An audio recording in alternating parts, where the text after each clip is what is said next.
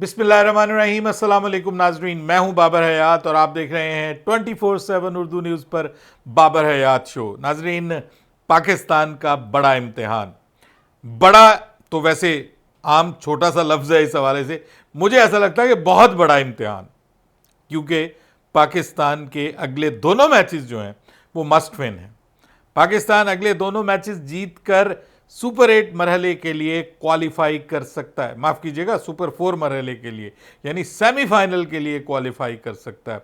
और रास्ते की दीवार हैं दो टीमें। पहली दीवार इस वक्त पाकिस्तान के रास्ते में खड़ी है इंग्लैंड की सूरत में, और जो फिर दूसरी दीवार बनेगी वो होगी श्रीलंका। श्रीलंका एक कमजोर दीवार फिलहाल दिखाई दे रही है, क्योंकि उनका जो पिछला मैच उन्होंने इंग्लैंड के खिलाफ खेला है वो बहुत बुरी शिकस्त हुई है, उनको बुरी शिकस्त हुई है, 95 ऑल आउट, और एक बड़ी शिकस्त का उन्हें सामना करना पड़ा है। और इसकी वजह से जो उनका नेट रन रेट है वो भी काफी नीचे गिरा है।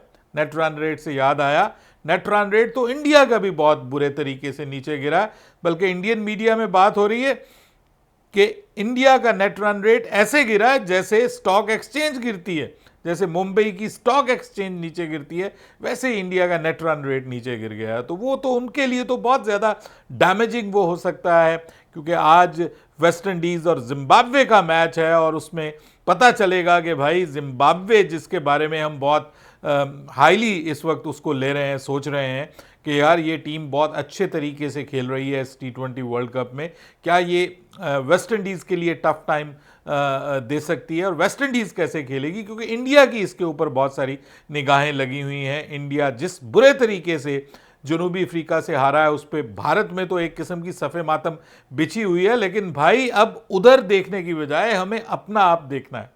और बहुत सारे लोग मुझे कल की वीडियो में कह रहे थे कि बाबर भाई आप खुश हो रहे हैं उनकी शिकस्त के ऊपर, आप अपनी टीम को देखिए। तो भाई मैं तो अपनी टीम के बारे में आपके साथ बेतहाशा बार बात कर चुका हूं कि मुझे तो बहुत सारी चीज़ें ऐसी लग रही हैं अपनी टीम में कि जो ठीक नहीं है, लेकिन फिर भी ऑब्वियसली वी आर पाकिस्तानी, और हमने अपनी टीम को सपोर्ट करना है, जैसी भी है लूली लंगड़ी जो भी इसके अंदर मसले चल रहे हैं उनके ऊपर आगे चल के मैं बात करता हूं, अपना पॉइंट ऑफ व्यू आपके सामने रखता हूं, और फिर आखिर में चाहूँगा कि आप मुझसे अगर एग्री डिसएग्री करते हुए तो ज़रूर बताइएगा, क्योंकि मैं अपनी प्लेइंग 11 शेयर करने जा रहा हूं आपके साथ। ये बहुत बड़ा सवाल है इस वक्त कि पाकिस्तान की प्लेइंग 11 क्या होनी चाहिए और क्या होगी, दोनों आपको बताऊंगा। क्या होनी चाहिए मेरे पॉइंट ऑफ व्यू से और क्या होगी, ये दोनों आपके साथ मैं आज के इस प्रोग्राम में शेयर करूंगा। लेकिन साथ में असल सवाल यह है कि क्या इंग्लैंड की टीम को हम ऐसे ले सकते हैं कि भाई जिस तरह से हम पहले ले रहे थे कि जो ग्रुप स्टेज है उसमें इंग्लैंड की टीम जो है वो जिसको आप कहते हैं ना रेंगते रेंगते जो है वो आगे पहुंची है, हारी नहीं है, लेकिन हारते हारते जो है वो इंग्लैंड की टीम बची है अपने ग्रुप स्टेज में, और उसको मुश्किल का सामना करना पड़ा है उसको। मतलब छोटी टीमों ने भी टफ टाइम दिया है, और हम सोच रहे थे कि भाई इस वक्त they are not in their proper form, और वो इंग्लैंड की टीम जो है वो तो आसान जो है वो हदफ साबित होगी पाकिस्तान के लिए, तरन वाला साबित होगी। लेकिन जो इंग्लैंड की टीम ने श्रीलंका के साथ किया है, और जो उनके बॉलर्स ने खास तौर पे श्रीलंका की टीम के साथ किया, इतना बड़ा धचका श्रीलंका के लिए, ऐसे लग रहा था कि श्रीलंका इस मैच में फेवरेट है। 145 बना के इंग्लैंड की टीम वाज नॉट कॉन्फिडेंट कि वो इसको डिफेंड कर लेंगे।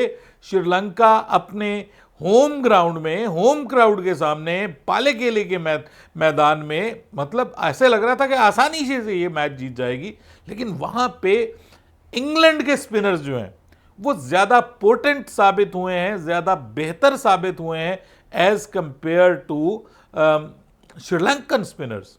और ऐसे लगा कि उन्होंने वही जो उनकी अपनी मेडिसिन है वही उनको दे दी श्रीलंकन टीम को, और एक बहुत बड़ी डिफीट हुई है। तो इससे पाकिस्तान को क्या सीखना चाहिए, ये एक बड़ा सवाल है। पाकिस्तान को अपनी बेस्ट टीम खिलानी है अगेंस्ट इंग्लैंड। तो क्या जो टीम पाकिस्तान की इंडिया के खिलाफ खेली है, या इवन आखिरी मैच में अगेंस्ट नमीबिया खेली है, हम जीत गए हैं नमीबिया से, और ऑब्वियसली नमीबिया से अच्छी जीत हमें मिली है, लेकिन क्या वही टीम बेस्ट टीम है? देखिए, मैं तो बिल्कुल इत्तफाक नहीं करता इस चीज़ से। हालांकि आप मुझे कहेंगे अरे तेरे इत्तफाक करने ना करने से क्या फ़र्क पड़ता है, लेकिन ऑब्वियसली मुझे हक हासिल है कि मैं कुछ 6.5 लाख लोगों की नुमाइंदगी कर रहा हूं अब इस चैनल के ऊपर। तो मुझे ये हक हासिल है कि मैं अपना मुद्दा बयान करूं और मैं बताऊं कि भाई मेरे ख्याल में, जो मुझे थोड़ी बहुत क्रिकेट की सूझबूझ है, मेरे ख्याल में पाकिस्तान टीम में सब अच्छा नहीं है। और वो हमें नज़र आया। हम भी इंग्लैंड की तरह हम अपने मसाइल का शिकार हैं, और इंग्लैंड हालांकि जीता है, इंग्लैंड श्रीलंका से हालांकि जीता है, लेकिन इंग्लैंड की बैटिंग ने इंग्लैंड को नहीं जितवाया, इंग्लैंड की बॉलिंग ने जितवाया है। कंडीशंस उनको सूट कर गई और श्रीलंका ने इंग्लैंड को हल्के में लिया, और मेरे ख्याल में यही बुनियादी वजह बनी। और जो स्पिनर्स, खास तौर पे इंग्लैंड के जो स्पिनर्स थे, उन्होंने बाजी पलटी, और ख़ास तौर पे जिस तरह से उन्होंने विल जैक्स का इस्तेमाल किया वो बहुत ज़बरदस्त था। और पाकिस्तान को भी उससे कुछ सीखने की ज़रूरत है, कुछ गौर करने की ज़रूरत है, कुछ फिक्र करने की ज़रूरत है। और मैं समझता हूँ कि पाकिस्तान को अपनी बेस्ट प्लेइंग 11 खिलानी चाहिए। देखिए, जहाँ तक सबसे पहले मौसम की बात कर लेते हैं, जहाँ तक मौसम का ताल्लुक है, तो मौसम इज़ ऑसम फॉर क्रिकेट, क्योंकि इस बार बारिश के कोई इम्कानात दिखाई नहीं दे रहे। पूरा एक, जिसको आप कहते हैं कि सनी डे है, धूप भरपूर निकलेगी। मैच ये डे एंड नाइट है, और उसमें हब्स भी होगी, थोड़ी गर्मी भी होगी, मुश्किल वेदर है एज कंपेयर टू इंडिया, जहाँ पे इस वक्त सर्दी है। ऑब्वियसली इतनी गर्मी नहीं है वहाँ पे, ख़ासतौर पे नॉर्दर्न इंडिया में।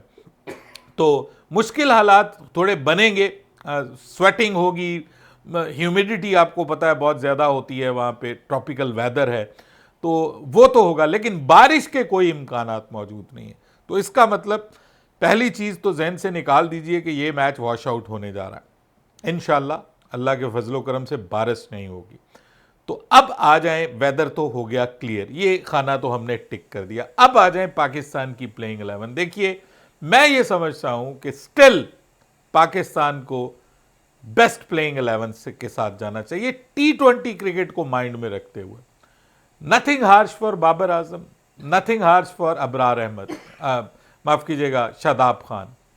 बट मैं ये जो प्लेइंग 11 अब आपको बताने जा रहा हूँ, ये मेरी प्लेइंग 11 है, इससे आप इख्तलाफ कर सकते हैं, 100 दर्जा कीजिएगा, लेकिन जो प्लेइंग 11 मैं अब मैदान में उतारने जा रहा हूँ अपनी तरफ से, वो तो है ही है। उससे आगे फिर मैं आपको बताऊंगा कि चेंज क्या हो सकती है, नहीं हो सकती। और पाकिस्तान की, मेरे ख्याल में मुझ तक जो खबरें पहुँच रही हैं, जो जो मेरा एनालिसिस है, जो मैं जितना समझता हूँ पाकिस्तान का ये जो टूटा फूटा थिंक टैंक है, उसको वो किस प्लेइंग 11 के साथ मैदान में उतरेगा। तो मेरी प्लेइंग 11 में ऑब्वियसली ओपनर तो सेम ही है, साहबजादा फरहान और साइम अयूब। तीसरे नंबर पे सलमान अली आगा, जैसा भी है हमें उसी के साथ जाना है, और वो ऑब्वियसली हमारा कप्तान भी है, उसकी कप्तानी पे भी आगे चल के मैंने बात करनी, क्योंकि आपका कप्तान बहुत इंपॉर्टेंट है, उसके डिसीजंस बहुत इंपॉर्टेंट है। अगर आप बेस्ट टीम खिला भी लें तो उस टीम को मैदान में किस तरह से लड़ाना है, ये चीज़ भी इंपॉर्टेंट है। वो अगर आप सही तौर पे नहीं लड़ा पाएंगे तो फिर भी सवाल उठेंगे, फिर भी मसाइल खड़े होंगे। तो बहरहाल तीसरे पे वही होंगे। चौथे पे with due respect and with due regards, मैं चाहूँगा कि बाबर आजम को आज बाहर किया जाए, उनकी जगह फ़खर जमान को चौथे नंबर पे खिलाया जाए। मैं फ़खर जमान को T20 क्रिकेट के पॉइंट ऑफ व्यू से बाबर आजम से बेहतर प्लेयर समझता हूँ, और कंडीशंस को भी देखते हुए मैं समझता हूँ कि वो इतनी टफ कंडीशंस तो हैं, लेकिन ऐसी नहीं है कि आप नंबर 4 के ऊपर फ़खर जमान को ना खिला सकें। 5वें नंबर पे मैं एक प्रॉपर बल्लेबाज को लेके आऊँगा, और उनका नाम है ख्वाजा नाफे। पहले मैच में उनके साथ ज्यादती हुई है, सिर्फ एक मैच खिला के उस बंदे को बाहर कर दिया गया, ये बहुत बड़ा नुकसान है उसके लिए, बहुत बड़ा धचका है उसके लिए, और मैं समझता हूँ कि ये ज्यादती भी है। आपने अगर उसको पहले मैच में मौका दिया था तो आपको अगले मैच में भी मौका देना चाहिए था।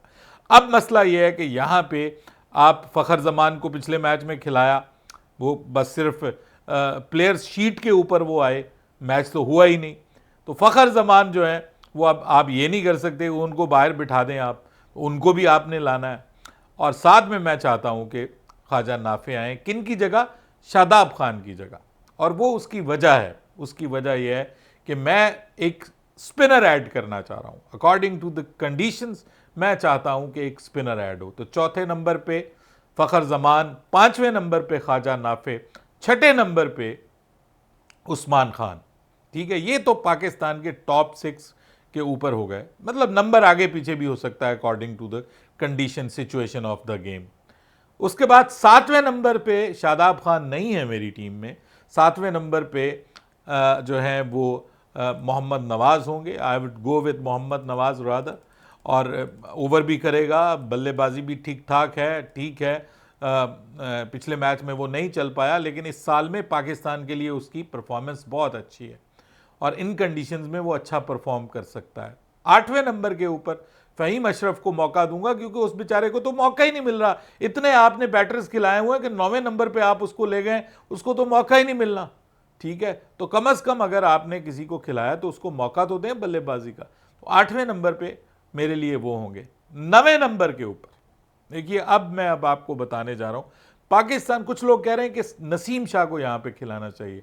देखिए, मैं समझता हूं कि नसीम शाह को खिलाने की बजाय आपको एक स्पिनर ऐड करना चाहिए, क्योंकि पहले हमें लग रहा था कि यहां पे फास्ट बॉलर्स को खासी मदद हासिल होगी, लेकिन मुझे ऐसा पिछले मैच से लगा और बहुत सारे साबिक क्रिकेटर्स भी इस पे एग्री कर रहे हैं कि भाई यहां पे हमें स्पिन जो बॉलिंग है उसको स्ट्रेंथन करने की ज़रूरत है। बहरहाल यहाँ पे अब आप 9वें नंबर पे सलमान मिर्ज़ा को ही लाएंगे। यहाँ पे शाहीन शाह अफरीदी को तो लाने का अब तुक नहीं बनता। ये बहुत बड़ा पागलपन होगा कि अगर आप अब शाहीन शाह अफरीदी को लेके आएंगे। तो सलमान मिर्ज़ा 9वें नंबर पे। 10वें नंबर पे मैं लाऊंगा अबरार अहमद को।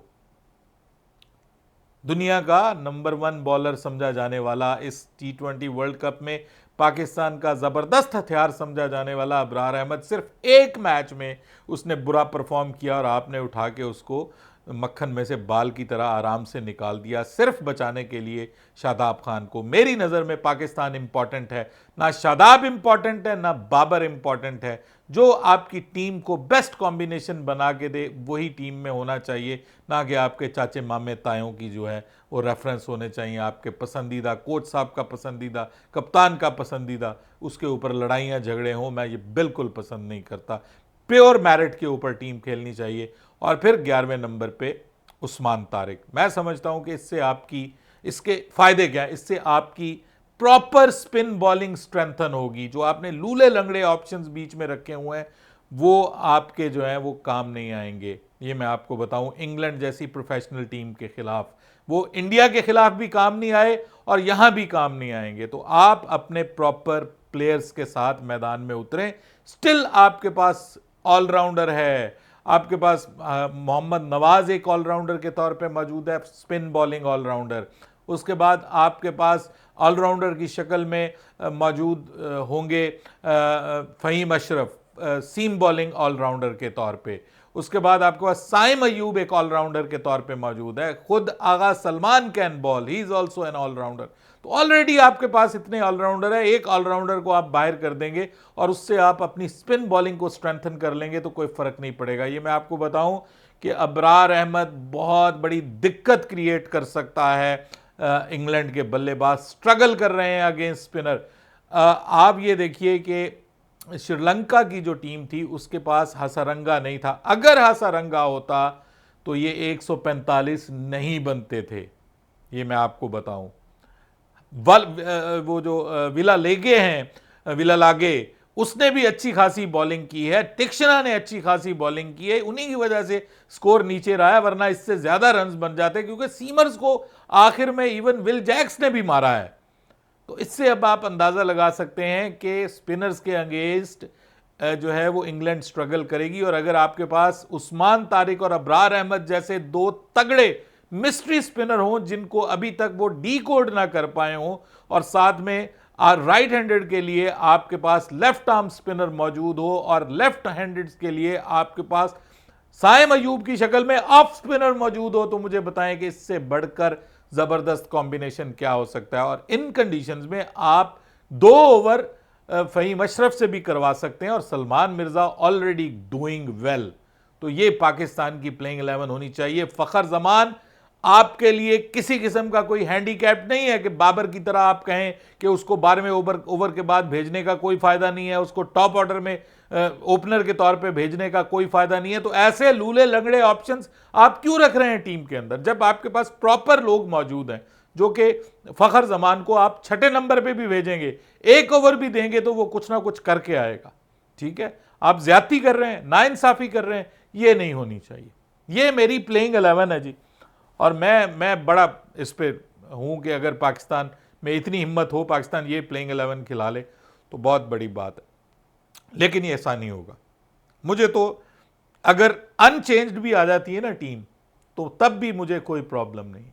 मैं समझता हूं कि अनचेंज्ड भी आ जाए तो भी कोई मसला नहीं है। मुझे लग रहा है कि ये मतलब मुझे कोई वो नहीं होगा, हैरत नहीं होगी, क्योंकि ये लोग जो है ना, इनके लिए टीम पाकिस्तान इंपॉर्टेंट नहीं है, इनके लिए अपनी चॉइसेस इंपॉर्टेंट है कि उसको भी खिलाना है, इसको भी खिलाना है, सबको खिलाना है। और ये इनके कानों पे कान, वो कहते हैं ना, जूं तक नहीं रेंगेगी। ये कोच और कप्तान दोनों जो है पता नहीं किस मिट्टी के बने हुए हैं। लेकिन बहरहाल, क्योंकि कोच का पसंदीदा है शादाब खान, और उसके बारे में कहा जाता है कि भाई ये तो बिल्कुल बाहर नहीं होगा। एक तब्दीली की बात हो रही है, और वो बात हो रही है कि जी आपका जो अबरार अहमद है उसको टीम का हिस्सा बनाया जाए। और उसके लिए क्या पॉसिबिलिटीज हैं जी? वो एक बंदा जिसके बाहर निकलने की बात हो रही है, वो है जी फ़हीम अशरफ, कि फ़हीम अशरफ को बाहर कर दिया जाए, और फ़हीम अशरफ को बाहर करने के बाद आप जो है वो टीम में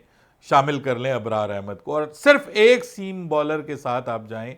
और मैं समझता हूं कि ये बिल्कुल पागलपन होगा, बिल्कुल पागलपन होगा। कुछ लोग तो ये कहते हैं कि जनाब आप स्पिनर ऑलरेडी आपके पास बहुत ज़्यादा है, फ़हीम अशरफ को बिठा दें, वैसे ही उसकी 9वें नंबर पे बल्लेबाजी आ रही है। जो शादाब के फेवरेट्स हैं ना, वो ये कह रहे हैं, मेरा उस्मान आपको पता है वो भी बड़ा पक्का हामी है शादाब का, बड़े मुझे स्टैट्स निकाल के दे रहा था। तो मैंने उसको कहा भाई ये स्टैट्स कमज़ोर टीमों के खिलाफ है, मैं तब मानूंगा जब बड़ी टीम के खिलाफ वो परफॉर्म करेगा। तो वो कुछ लोग तो कह रहे हैं कि वो आप फ़हीम को बाहर कर दीजिए और उसकी जगह नसीम शाह को ले आए, ये भी एक अप्रोच है। लेकिन मुझे ऐसा लगता है कि ये पिच जो है वो 2 सीमर्स को खिलाने वाली पिच नहीं है। मैं समझता हूं कि स्पिन बॉलिंग को आपको मजीद स्ट्रेंथन करने की ज़रूरत है। इस पर अपनी राय आप दे सकते हैं। सबसे इंपॉर्टेंट चीज़, जो भी टीम खिला लें भाई, उसका इस्तेमाल अकॉर्डिंग टू द सिचुएशन करना है। आगा सलमान, ओ किताब पे पढ़ा हुआ, लिखा हुआ, नोटबुक पे नोट किया हुआ कि फलां को 11वें ओवर में बॉल देनी है, शुरू में इसको बॉल देनी है, पहले ओवर में मैंने करनी है, दूसरा ओवर उसको, दूसरा, तीसरा, ये अगर आपने लिख के ला के मैच चलाना है ना, स्क्रिप्टेड मैच चलाना है, तो फिर आप फारिग हैं। आप भूल जाएं आप इंग्लैंड को शिकस्त देंगे, आप भूल जाएं आप इवन श्रीलंका को शिकस्त दे पाएंगे। देखिए पाकिस्तान की जो पिछले मैचेस में जिस तरह की कप्तानी हुई है और जिस तरह की प्लानिंग है, अगर इस मैच में भी वही प्लानिंग है तो मुझे उम्मीद नहीं है कि पाकिस्तान जीतेगा, अनटिल और अनलेस इंग्लैंड बहुत बुरा खेल जाए। मतलब उनसे भी तवक्को की जा रही है कि वो कहते हैं ना, उनसे भी तवक्को की जा रही है कि वो भी कुछ उल्टी सीधी हरकत कर जाएंगे। तो अगर इंग्लैंड बहुत बुरा खेलता है और वो उस्मान तारे की कोई बहुत बड़ा डैमेज कर जाता है, ठीक है, तो वो अलग चीज़ है। और नवाज उनको राइट हैंडेड जो टॉप ऑर्डर्स हैं उनके लिए प्रॉब्लम बन जाता है, तो फिर सिचुएशन डिफरेंट हो सकती है। लेकिन मुझे ऐसा लगता है कि इंग्लैंड के खिलाफ आपको बहुत ध्यान से फैसले करने की ज़रूरत है। उनका मोराल बहुत हाई है, उनके खिलाफ आपने मैच जीतना है, तो कप्तान को आउट ऑफ द स्किन आके कप्तानी करनी पड़ेगी और आपको बहुत अच्छी क्रिकेट खेलनी पड़ेगी, वरना इंग्लैंड आपके साथ वही हाल करेगा जो साउथ अफ्रीका ने इंडिया के साथ किया है। और आप भी फिर वो इफ्स एंड बट्स, अगर मगर, ये उससे जीत जाए, ये उससे हार जाए, उस चक्कर में पड़े होंगे आप। फिर आप T20 वर्ल्ड कप का ख्वाब देखना भूल जाइए फिर, अगर इसी किस्म की अप्रोच के साथ पाकिस्तान मैदान में उतरेगा। Win the toss and bat first, this is the rule of the game in पाले के लिए। जो भी टॉस पहले जो जीतेगा पहले बल्लेबाजी करेगा। मौसम क्लियर है, धूप निकलेगी, रात में भी सुकून होगा, बाद में औस पड़ सकती है, तो ये जहन में रखिएगा। क्लियर स्काइज हो तो बाद में औस का मामला भी हो सकता है, ये भी बात जहन में रखने की ज़रूरत है। बहरहाल अपनी राय दीजिएगा कमेंट सेक्शन में, आपके ख्याल में मेरा ये तज्जिया क्या आप इससे, ये प्रीव्यू जो है मैच का, इससे आप एग्री करते हैं? क्योंकि पाकिस्तान के लिए मुझे ऐसा लगता है कि स्पिनर से ज़्यादा, मैं जाते जाते आपको बताऊं, पाकिस्तान के लिए पता कौन ज़्यादा दिक्कत क्रिएट करेगा? Jofra Archer. ओवरटन भी अच्छा है, लेकिन जोफ्रा आर्चर की जो स्पीड है ना, बाबर की तो कांपें टांग जाएंगी उस स्पीड से, ये मैं आपको बता रहा हूं, ये ज़हन में रखिएगा। मैं ज़्यादा परेशान उनके स्पिनर से नहीं हूं, लियम डॉसन से या विल जैक से या आदिल रशीद से। इनको पाकिस्तान खेल जाएगा। प्रॉब्लम जो है वो गोली की तरह आती हुई जो बॉल है ना, अगर वो साहबजादा फरहान को यहाँ पे आई तो वो फारिग, और थोड़ी सी अगर हिली जुली तो साइम अयूब फारिग, और टॉप के बल्लेबाज फारिग, तो बाद वाले तो वैसे ही फारिग हैं। ये पाकिस्तान के लिए झटका बन सकता है। अपनी राय दीजिएगा कमेंट सेक्शन में। बाबर हयात को इजाज़त दीजिएगा। अल्लाह हाफ़िज़।